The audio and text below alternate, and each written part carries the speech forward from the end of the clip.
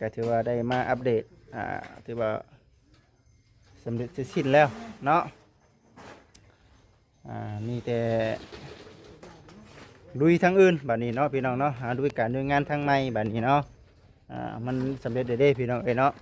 มีแต่ว่าสุดท้ายรอบๆนี่ครับทางพ่อแม่พี่น้อง FC ได้เบิ่งได้ชมมาได้ เด้อทางเป็นจังไดแม่เลี้ยงเดียวสู้ๆบ่อุกอังใจที่สุดคือเรื่องหยังปัจจุบันฮะเรื่องน้ำบ่โอ้มาสั่งลาหมู่ก่อน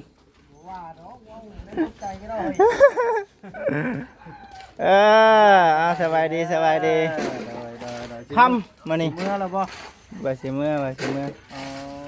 อได้กะเบิ่งก่อนบัดนี้กะสิได้ไปทางอื่นได้บัดนี้ได้ไปทางไหนทางอื่นน่ะกะเบิ่งเข็มเพราะว่าเฮาสิมาอีกมื้อเฮาก็มันบ่มีแนวเฮ็ดได้บัดนี้ปิดเด้ปิดท้ายด้วยมื้อนี้แหละพี่น้องเอ้ยสำหรับเวียกการงานทางเฮือนน้องแต้ว่าซั่นนะปิดจอบละปิดจอบได้ค่ำแล้วมื้อนี้เนาะจนได้จนทั่วค่ำแล้วมื้อนี้กับแล้วพุ่นนะบัดนี้คันว่ามีโอกาสพุ่นใดจังสิได้มาทางนี้แน่แม่นไปเวียกทางอื่นก่อนหั่นนะไปเวียกทางอื่นก่อนมื้อนี้มันสำเร็จเบิดเด้สำเร็จเสร็จสิ้นแล้วดีมีแฮงอยู่ดีมีแฮงปีหน้าพ่อกันใหม่ปีหน้าดิเห็นเครื่องมือแท้นี่เนาะโอกาสหน้าแล้วบ่ให้ว่าปีหน้านี่โอ้ยมันคือห่างเหินแท้เนาะพุ่นแล้วบาดนี้เด้อมื้อหน้าพุ่นน่ะสิได้มาอีกมื้อหน้ามื้อมีเวียกมาก่อนอย่าโดนได้เลยติแล้วดีใจน้ำน้องๆเด้อบาดนี้เด้อสำเร็จแล้วก็สิว่านี่คันมีแนวเฮ็ดคือเมื่อก่อนบัดคือว่าคำมืดน้ำกันพี่น้องเอ้ยเนาะบัดมื้อแล้วกินฮอดลูกกินฮอดเมียแหละพี่น้องเอ้ยเนาะโอเคเด้อน้องเด้อสบายดี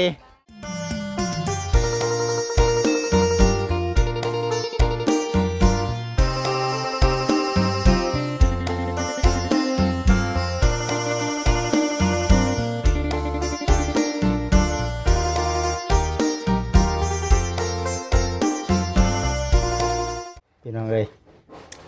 เปิดพามาอีกวันนี้ก็อยู่เพื่อนน้องแต่เด้อพี่น้องเด้อมาเบิ่งก่อนเป็นจังไดแข็งแล้วพี่น้องเนาะแข็งแล้วโอ้เรียบร้อยบัดนี้เนาะถือว่าสำเร็จเสร็จสิ้นแล้วพี่น้องเอ้ยในเรื่อง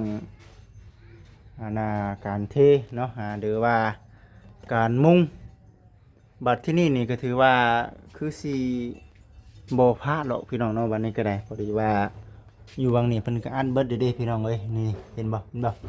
อัดเบิดแล้วพี่น้องเนาะอัดเบิดแล้วเด้อหายห่วงบัดนี้ก็ได้ตะกี้มันน่ะเข้าทางนี้พี่น้องเนาะเข้าทางนี้แหละพระจะเข้าเพราะว่าอยู่นี่มันก็คือเว้าได้เนาะพี่น้องเนาะไหลลงมานี้เนาะไหลลงมานี้ว่าซั่นนะพี่น้องเอ้ยน้ำในก็ได้บัดที่นี่ถือว่าจุพื้นจุไฟเนาะกันจิจุอยู่นี่ก็ได้เนาะอยู่นี่ก็ได้พี่น้องเลยถือว่าในเรื่องของการปลูกหันปลูกนี่เนาะหัวแค่เฮาสำเร็จเสร็จสิ้นไปแล้วพี่น้องเนาะนี่คือในเรื่องของน้ำของในเฮาอยู่นี่เลย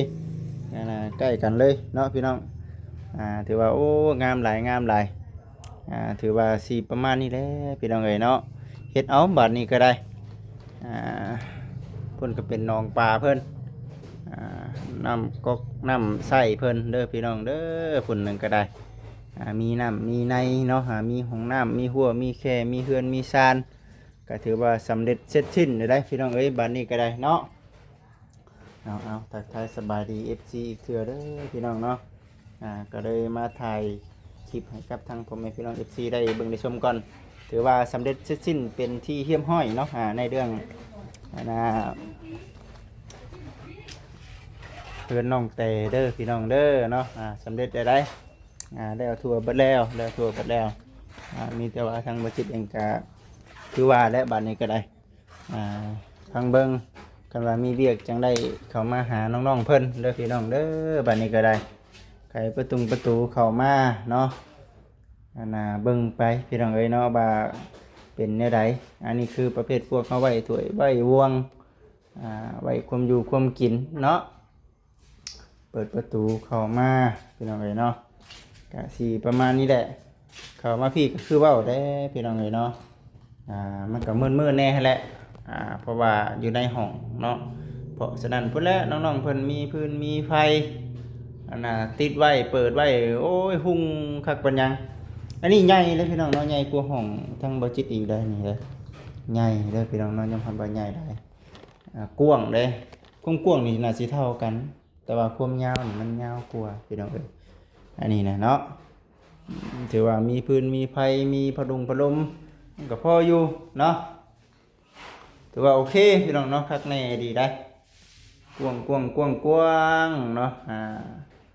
ดีใจนำน้องๆที่ทางผู้รักผู้ใหญ่เพิ่น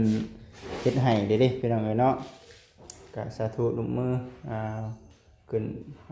นุเอาบุญคุณเพิ่นพี่น้องเอ้ยเนาะเพิ่นเฮ็ดเพิ่นอยากให้ได้อยากให้มีเพิ่นจึงเฮ็ดให้เนาะก็บ่มีหยังหลายบัดนี้มีแต่ทั้ง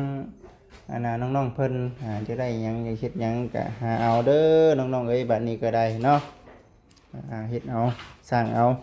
สำเร็จเสร็จสิ้นเบิดเด้อันนี้ก็จะเป็นในเรื่องของทางเบาแอนเพิ่นเป็นรับช่วงเนาะพี่น้องเนาะก็พอดีเลยแหละพอดีในเรื่องในความคิดเฮาเลยว่าเทนี่เนาะเข้าห้องน้ำโอ้ยมันได้แบบเบิดแล้วพี่น้องเอ้ยเนาะได้แบบเบิดแล้วถือว่าโอ้คักแนวแล้วทางน้องแต่มาแต่ไสกินนี่ฮ้อนกะละเนาะฮ้อนแต่ฮ้อนว่าพี่น้องเอ้ยก็สิประมาณนี้แหละพี่น้องเอ้ยบาดนี้ก็มีหัวมีเคหมดแล้วพืชผักก็มีแต่ว่าปลูกไว้ได้เบิดบาดนี้ต้นกล้วยก็คือสิใหญ่อยู่ดอกพี่น้องเอ้ยบาดนี้เนาะต้นน้อยมันก็ขึ้นอยู่ดอกเพราะว่าหัวเฮามีเด้งัวกับบ่เขาเนาะพี่น้องงัวกับบ่เขาทั้งสร้างเฮากับทั้งนั้นก็บุ่มบ่ำเนาะ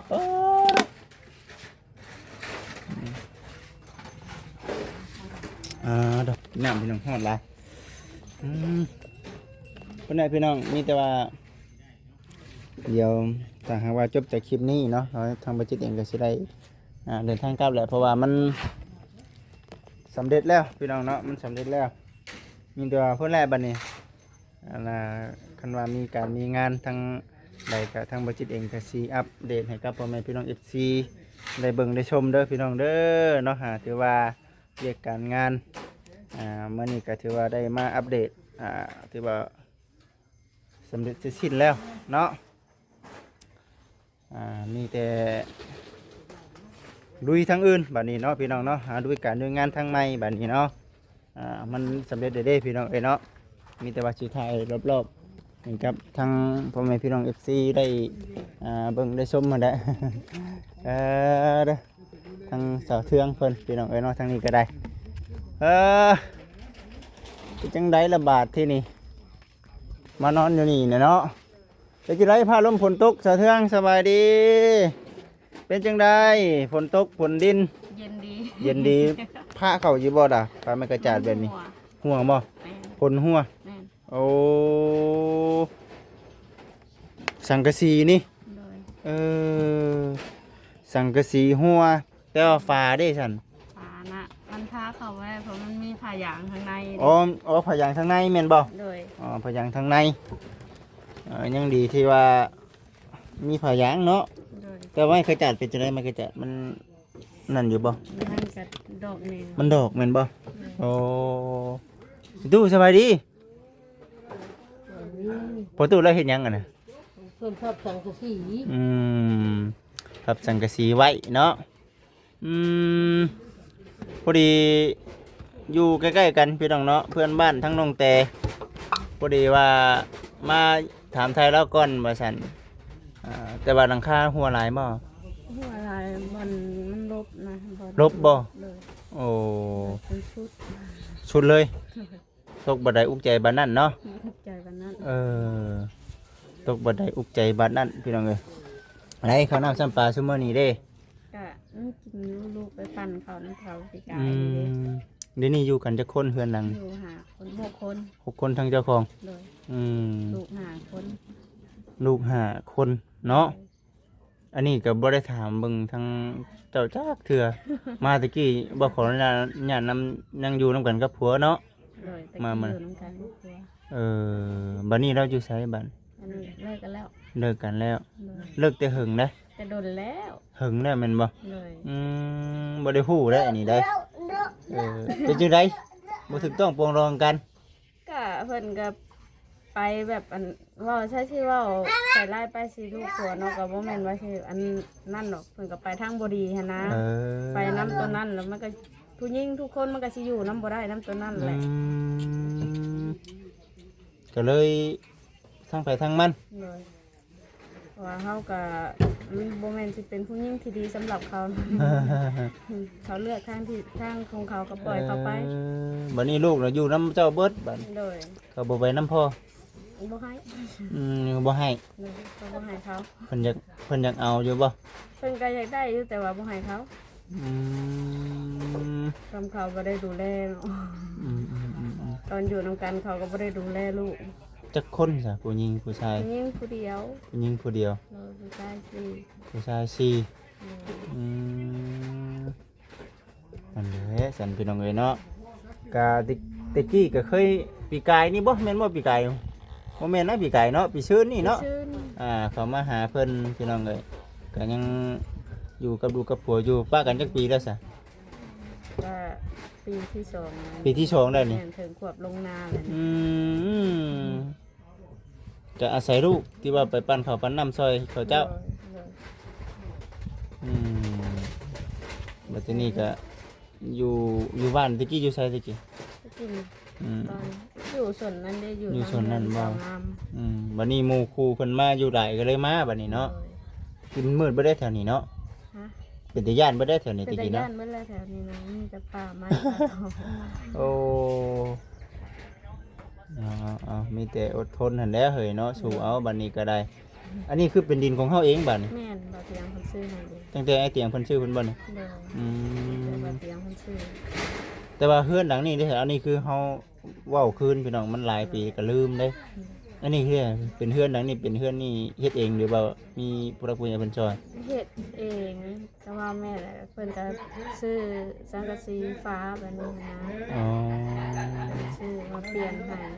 แต่เสากับของเจ้าของเองไม่อันนี้ของเจ้าของเองนี่แต่เพิ่นซื้อสังกะสีกับฟ้ามาเปลี่ยนซื้อ โดยเป็นจังไดแม่เลี้ยงเดียว สู้ สู้ๆบ่ ๆโดย อุกอังใจที่สุดคือเรื่องหยังอ่ะปัจจุบันฮะ น้า เรื่องน้ำบ่ โดย โอ้ เขายังว่าเขาหากินได้ ข้าวนี่หากินได้เนาะ โดย อืมคือปัจจุบันนี้ได้เอาน้ำใส่ก็ แต่ข้อน้ำประมาณ ขอน้ำประมาณเพิ่นอืมขอเรื่องก็อยากอายเด้อเนาะ โดยก็อยากอายอยู่แต่ก็บางทีเขามีเงินเขาก็ให้เพิ่นขนาดต่างซื้อในต่างคอแน่ ชื่อในขอแน่เนาะ โดย ตอนจะเอาได้ก็คือว่าได้เก่งใจเนาะ เอาของเพิ่น อื ล่าม เบิดจากน้ำได้สัน บ่กล้าเอาเนาะ โอ้กล้าเว้าเนาะ โดย หลายโพดดิ หลายโพด หลายโพดเนาะ บ่ได้ เว้าหลายบ่ได้ เลย มันหลายอย่างโพดพี่น้อง เรา เอ้ย บ่แสดงที่ บ่ นี่ เรียกร้องหยังหลาย อ่าเฮ้ยก็สำหรับปีนี่แหละพี่น้องเอ้ยเนาะหาเงินนี่ได้ซะคือชั่วโมงนี้เอ้า หาไปเรื่อย เรื่อย ๆ ๆบ่ หาเก็บค่าข้างน้ำไม้ไปเรื่อยๆนี่ อืมได้หาได้10ก็เอาเนาะ โดย เพื่อนนี่บ่มีไฟฟ้าเนาะ บ่ มันก็ได้บ่ได้มีค่าเก็บนั่นเก็บนี่เนาะมีแต่เงินซื้อก็ต้มขนมให้ลูกกินอย่างเดียว งั้นซื้อกระต้มขนมมากินเกลือเป็นนัวนั่นแต่เสียค่าบ้านค่าเมืองหั่นนะ เสียไปได้อยู่ตัวน่ะเนาะ ได้อยู่ ได้อยู่มีแต่เอาสู้ๆนะแต่ว่าหา6คนนอนกองกันอยู่นี้เนาะ โดย อืม 2 คนลงนอนล่าง นอนอยู่นี่ โดย2 คนลงนอนล่าง แสดงว่ามันบ่ได้ก็หลายโพดเนาะคนหลายโพด คนละ คนหลายโพดพี่น้องเอ้ยนี่เด้ขออนุญาตนำเด้อพี่น้องเนาะพากันนอนอยู่นี่บ่นี่ โดย สมปิเนาะแต่ก็เฮ็ดได้สิ่งที่จำเป็นเนาะ มันจำเป็น อืม ก็สู้อะไรคือว่าสู้ตลอด อืม สู้ต่อไป เนาะผู้หญิงบ่ลูกนะผู้อันน่ะผู้น้อย ผู้ที่ ใหญ่แล้ว ง่ายแล้ว6 ปีแล้ว 6 ปีแล้ว โดย ผู้หญิงเนาะ อืม ลูกหลานเป็นผู้นั้นบ่ แม่ อืมเอานั่นแหละพี่น้องเอ้ยอันนี้ก็คือมาถามทั้งเสาเทืองก่อนมาแซนว่าบ่ช่างได้ก็พากันเว่ากับทั้ง FC อยู่ว่าเบิ่งก่อนเด้อบริษัทมีการมีงานทั้งนี่ก็จังสิเข้ามาใหม่บริษัทหนนาคันว่าบ่มีทางนี้ก็สิไปบุกต่อบริษัทหนนาบุกทางอื่นต่อ โดย ก็เลยแวะหาก่อนยันว่าโดนๆเทื่อเข้ามา โดย จักยามใดเด้อบาทนี่ได้ ว่าให้ค่อยก่อนได้บ่เวียงกลับเลยหวยเจ้ากลับข่อยก็สิกลับคือกันได้เลยนี่เพราะว่ามันเวียกกันเด้แต่ก้าวเฮาก็จนค่ำจนมืดเนาะเอาพี่น้องเอ้ยยิ่งอยู่หึงยิ่งอันน่ะฮ้อนบัดนี้ก็ได้เนาะ ฮ้อนแม่นอยู่ลอย แม่นมิแต่ว่าสู้ๆเด้อเนาะสู้ๆเดี๋ยวคันว่ามีโอกาสมาก็สิมาใหม่เนาะ โดย อันนี้คือเฮือนของทางน้องเต๋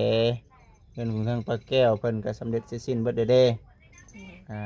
กันมามีโอกาสได้เข้ามาอีกก็สิเข้ามาอีกเนาะสู้ๆเนาะโอเคไปพี่น้องเอ้ยสบายดีจุ๊บเด้ออุ้ยเนาะจุ๊บเบิ่งไปเยี่ยมประตูกันเด้อเนาะเมื่อใดติเมื่อใดข่อยก็สิเมื่อได้แต่จักโมงซะตอนนี้มีเวียกบ่บ่าย3 โมงพี่น้องเอ้ยเนาะก็สิได้เดินทางเมื่อคือเก่าจังใดก็ได้พุ่นแหละมืออื่นลุยทางอื่นเนาะโฮ้ยสบายดีโอ้ยเป็นจังไดได้เฮ็ดหยังแน่นี่ โอ้ยเห็ดของ เอาไปขายบ่ โดย โอ้เบิดนี่เท่าไหร่กะว่าเบิดเท่าไหร่ได้เท่าไหร่ ที่ได้จะว่าค่า10,000 ใครกลัวถิ่มล่าเนาะ โดยเพิ่นเอาให้มาพับไปขายต่อ โอ้ โดย โอ้ ก็บ่ได้แพงหรอกลูกนึง500กีบ โล500 โดย ม จักสิได้จักโลแล้วบ่ทันรู้เลย โอ้ได้หลายทีดอกโลหนึ่ง500 2 โลกับ1,000พี่น้องเอ้ยเนาะ โดย เอาสู้ๆสับประตูเอ้ย โดย หาเงินหาค่ำนี่แหละ โดย พอได้ข้าวได้น้ำเนาะได้หาได้10ก็เอาว่าซั่น บ่ได้ซื้อเจียวซื้อเกลือกินได้แล้ว อ่า ยาเอ้ยทุกข์ยากก็ได้ ทุกอย่างลำบากลูกเต้าก็บ่มีจักคนเนาะ อยากได้อยากจะคนมาพ่อสืบต่อแทนแนว หาบ่ได้ โดย บ่เป็นหยังชูไป ย กั ก น เนาะเพราะว่าสิ้นสุดไปก็คือจบเรื่อง เนาะพี่น้องเอ้ย เหมือนเด็กก็เขาว่ามีก็งวดยาคัดว่าอันงวดสุดท้ายบ่ แบบนั้นแหละ ขอกยามนต์สุดท้ายสิ เอาสิว่าได้แล้วว่ามันจบคนได้ประกาศจบเลยบ่มีไผ เอาสู้ๆตัวเอ้ย โดย จักสิว่าแนวใดเนาะถือว่าเฮือนซันด้านเป็นนี่ก็ล้วนแต่ผู้รักผู้ใหญ่เพิ่นชดช่วยเนาะ โดย มีแต่ว่า เดี๋ยวบุญคุณของเพิ่น ฉันแม่นก็บ่จักสิอยู่แนวใดติ โอ้ย สิอยู่แนวใดพี่น้องเอ้ย ได้แล้วก็ไม่ว่าเพิ่นบ่ช่วยกับบ่จักได้โจ จักสิบ่จักแนวสิว่าเนาะ โดยสาธุอยู่บุญคุณของเพิ่นช่วยเหลืออย่าว่าเพิ่นอยู่พอจะเศร้า เอาซะเด้อเนาะมีแต่ว่าพุ่นน่ะสิได้กลับได้เด้อ โดยพุ่นน่ะอยู่ดีมีแฮงโอเคไปพี่น้องเอาสู้ๆนี่ได้ซะชีวิตคนเฮาเนาะต้องดิ้นรนพี่น้องเอ้ยคำบ่ดิ้นรนก็บ่ได้อีได้นั่นแหละจังว่าสิมาบอกหมู่บอกคู่ก่อนบัดนี้ก็ได้สิได้กลับปะจังใดก็ได้ขอให้เดินทางปลอดภัยได้หมู่คู่เอ้ยเนาะพุ่นน่ะคลิปนี้ก็เป็นคลิปสุดท้ายได้พี่น้องเนาะหลังจากว่าจบจากการจากงานทางเบิกจิตก็สิได้ไปทางอื่นคันว่าผู้รักผู้ใหญ่เพิ่นมอบการมอบงานให้ก็สิได้ลุยต่อเนาะพี่น้องเนาะ เป็นอะไรก็ได้ถือว่าสำเร็จสิ้นๆเด้อพี่น้องเด้อเนาะในเรื่องเวียกทางเฮือนน้องแต่เพิ่นได้มื้อหน้ามื้อในเพิ่นได้จึงสิได้มาเยี่ยมมายามบัดนี้ก็ได้มีโอกาสจังได้มาจบท้ายด้วยคลิปนี้ได้พี่น้องเอ้ยเนาะเมื่อยบ่สบายดี เฮ็ดเวียกยังไงบ่เมื่อยเนาะ เฮ็ดเวียกหยังบ่เมื่อยติ โดยปูนครับว่าซั่น ปิดท้ายบ่ปิดซ้ำเนาะ บ่ปิดจอบ บ่ปิดจ็อบมื้อนี้เนาะ เข้าใกล้ปูนบ่ได้เพราะเวลาถ้าเขาสิเข้าไปหาทาสี อื ถ้าม ขอบปูนอันนี้ก็เก็บบ่ได้ ต้อง ต้องรอให้มันแห้งก่อนจังเข้าได้ มื้ออื่นเนาะเอาไว้ตามสบายคาบนึง อืม เอ้ยมีคนหอยมา โอ้ยเนาะเป็นมาประทับใบได้ฮะพูดแล้วบ้านนี้ก็ได้บ่แล้วมื้อนี้เนาะสบายดี พยายามดูจังสิแล้วบ่ได้นะคำไหนก็อย่ามัน คำไหนก็อย่า รีบปลาไว้แล้วก็เฮาเด้ ปิดท้ายด้วยตัวนี้เนาะเอาคนละพี่น้องเอ้ย ครับไปเพื่อกินแล้วมันบ่ได้ง่ายๆเนาะ โอ้ยเจ้าก็ได้เฮ็ดเฮือนเนาะเจ้าก็มันธรรมดา ไปกันเทไปนี่เนาะ อ๋อ ไปย่างเนาะ แม่นคักได้นี่พี่น้องเอ้ยเนาะย่างไปตามนี่เจ้าสิย่างไปตามข้างบ้านนี่ก็ได้คือกันบ่ต้องคิดว่ายันลมพระราชขี้ตมโอ้ยคักเนาะเพิ่นได้ก็ดีใจพี่น้องเอ้ยเฮ็ดงามคำแม่นเรานี่จักสิว่าจังได๋ล่ะวะพี่น้องเอ้ยเนาะคันว่าอายเองนี่นะคันผู้ใหญ่เพิ่นบ่ซอยนี่เอ้ยแล้วกันพี่น้องเอ้ยเนาะบ่สร้างว่าคุณแหละเบิ่งก่อนมาบอกลาหมู่กันมาบอกลาหมู่กันนะ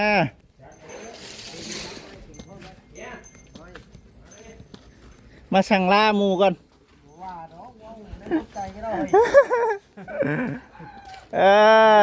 สบายดีค่ำมานี่ เมื่อแล้วบ่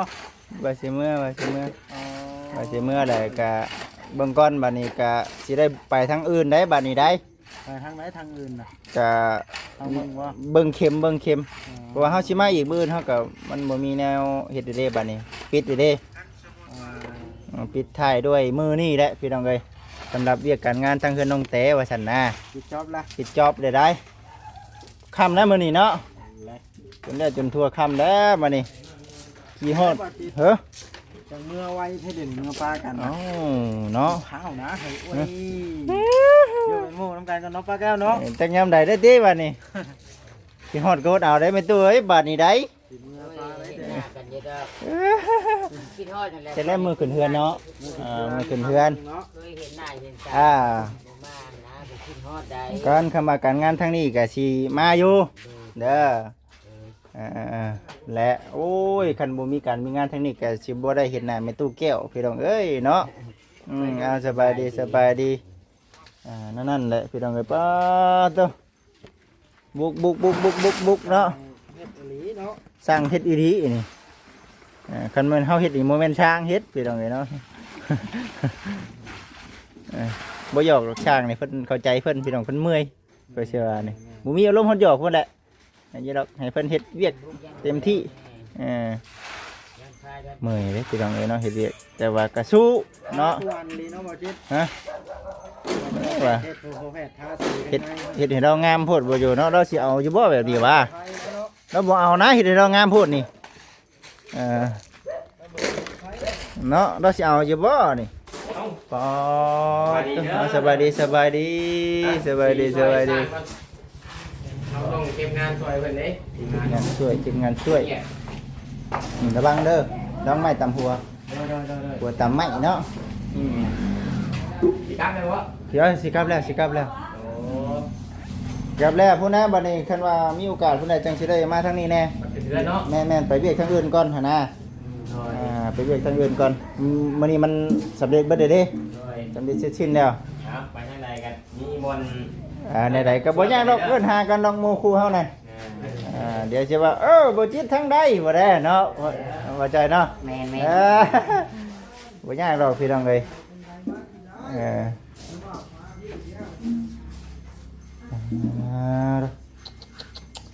สำเร็จการงานโอ้ยเนาะงามหลายพี่น้องเอ้ยเนาะคักแน่ดิเย็นเด้อ เย็นเย็นชุ่มเย็นอยู่เพื่อนไม่ตู้แก้ว แม่น ลมดวงลมลวงต๊ะตีหลังทวนๆนี่เนาะธรรมดาบ่ธรรมดาไปเด้อหมู่คู่เด้อไปอยู่ดีไม่แห้งอยู่ดีไม่แห้งเดินทางปลอดภัยเด้อทางนั้นก็ได้โอเคไปจ้ะ โอเคไปทางไหนก็ว่ากันอีกเทื่อมาบอกหมู่บอกคู่ก่อนพี่น้องเอ้ยเนาะก็สิได้กลับแล้วจังไหนล่ะลมหยังพัดมาได้อยู่ ว้าวคือข่อยบ่เคยมานี่ติแม่นบ่บ่ได้ว่าใส่ยาอยู่นั่นเด้อว้าวแต่อัญญาเฮ็ดคือข่อยนั่นนี่เนาะเราเคยเว้าในนี่ได้ไหมตู่ เคยว่าเพิ่นให้เกียรติอัญญา อัญญากับอัญญาเสียเนาะ ก็เป็น เนาะได้เป็นอัญญาบัดนี้นะเฮาเนาะ อันก็เพิ่นอันให้เกียรติเด้ โดยขอบคุณขอบใจหลายๆคิดเห็นลูกเห็นเต้าบ่แม่นสิไปเว้าโลดเลย โด เนาะ ยให้เกียรติเพิ่นผู้ใหญ่เลยเนาะ โอ้ ว้าว โห ซ้ำลูกก็ได้ก็เฮ็ดได้ก็ให้เกียรติเพิ่น โดยดีแล้วไปสบายเด้อกลับเด้อกลับแล้วบ่กลับเลยได้สบายดีสิเมื่อเด้อตู้เด้อสิเมื่อแล้วพุ่นแล้วบัดนี้ก็ได้โอเคโอกาสหน้าพ่อกันใหม่โดยเท่ากับนั้น โดยพี่น้องเอ้ยบัดนี้ก็ได้ฮักแพงคือเก่าพี่น้องเอ้ยสิประมาณนั่นแหละทางมัสยิดก็ได้สิได้เดินทางกลับก่อนเด้อสร้างเด้อหน้าตาเด้อสร้างเด้อเอาอยู่ดีไม่แห้งปีหน้าพ่อกันใหม่ปีหน้าดิเห็นเครื่องมือแท้นี่เนาะโอกาสหน้าแล้วบ่ให้ว่าปีหน้านี่โอ้ยมันคือห่างเหินแท้เนาะ ช่ำปีหน้าเพิ่นจังสิมาเนาะ เห็นว่าเห็นนั่นพี่น้องเลยมือหน้าพ่อกันใหม่ใครอยู่ได้แบบนี้เนาะโอเคพี่น้องเด้อเนาะสิแหละหมู่คู่เอาว่าหยอกว่าหัวกันไปพี่น้องเลยเนาะเอาสิได้กลับแหละพี่น้องเอ้ยเนาะอยู่ดีไม่แห้งเด้อพี่น้องเด้อเนาะทางบ่จิตก็สิได้เดินทางกลับก่อนก็คือบ่จิตเว้าแน่แหละก็อยากเดินทางกลับมาอยู่ดอกพี่น้องเอ้ยแต่ว่าก็เบิ่งกันเบิ่งงานเนาะโดยน้องอันเด้อกลับได้กลับไปแท้มาแต่หึงเลย มาแต่หึงนี่แหละจังได้กลับนั่นเนาะพุ่นแล้วบัดนี้เด้อมื้อหน้าพุ่นน่ะสิได้มาอีก มื้อใดอีกวันนี้ มื้อหน้ามื้อมีเวียกมาก่อนอย่าโดนได้เลยติแล้วดีใจน้ำน้องๆเด้อบัดนี้เด้อสำเร็จแล้วก็สิว่านี่คันมีแนวเฮ็ดคือเมื่อก่อนบัดคือว่าคำมื้อน้ำกันพี่น้องเอ้ยเนาะบัด ไปแล้วมาแต่หึงอยู่ มื้อแรกกินฮอดลูกกินฮอดเมียแหละพี่น้องเอ้ยเนาะโอเคเด้อน้องเด้อสบายดีโอเคเอาพี่น้องเอ้ยกะสินั่นนี่แหละมื้ออื่นเนาะมื้ออื่นก็สิได้เดินทางไปเวียกต่อก่อนพี่น้องเนาะแต่ว่าก็ตอนเช้าๆเนาะตอนเช้าทั้งบัจิก็สิได้ไปนั่นแหละพี่น้องเอ้ยเนาะไปเวียกไปงานคือเก่าแต่ว่าสิได้ไปไทยนาก่อนเนาะสิได้ไปไทยนาก่อนพี่น้องเอ้ย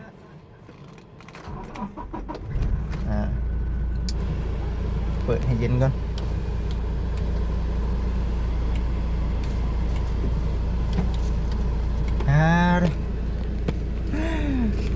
สุดยอดพี่น้องเด้อไปบ้านนี้ก็ได้ดีใจหลายพี่น้องเนาะที่บ่จิตมีโอกาสได้มาอยู่นี่เนาะนี่แต่ว่าขอขอบคุณทั้งแม่หลายๆที่ให้ลูกเนาะเป็นสะพานบุญให้ได้ให้มาประจำการปักงานอยู่ทางนี้ก็ดีใจหลายเด้อแม่เด้อเนาะแต่ว่านาทีเวียกงานสำเร็จเสร็จสิ้นแล้วมีแต่ว่าคันแม่เนาะอยากให้ไปทางไหนก็บอกแม่เอ้ยก็พร้อมที่จะเป็นสะพานบุญให้แม่เฮ็ดบุญร่วมกันกับแม่วันนี้ก็ได้ทั้งน้องๆเพิ่นก็ถือว่าสมหวังในเรื่องที่ว่าเฮ็ดให้แล้วแม่เพิ่นก็โอ้ดีตายก็ดีใจที่สุดบ่จิตเองก็ได้ที่ผ่านมาได้เฮ็ดบุญกับทั้งแม่เนาะแล้วก็ได้ว่ากับทั้ง24มีงานเป็นของตัวเองย้อนทั้งแม่มอบหมายงานให้ขอให้อยู่ดีมีแห้งเด้อแม่เด้อปราศจากโรคภัยไข้เจ็บทุกประการคิดเงินขอได้เงินคิดคำขอได้คำเนาะมีการงานทางใหม่แม่ บอกให้ไปทางใดก็สิไปเนาะสำหรับคลิปนี้ก็กล่าวคำว่าสบายดีอยู่ดีมีแฮงพี่น้องเอ้ย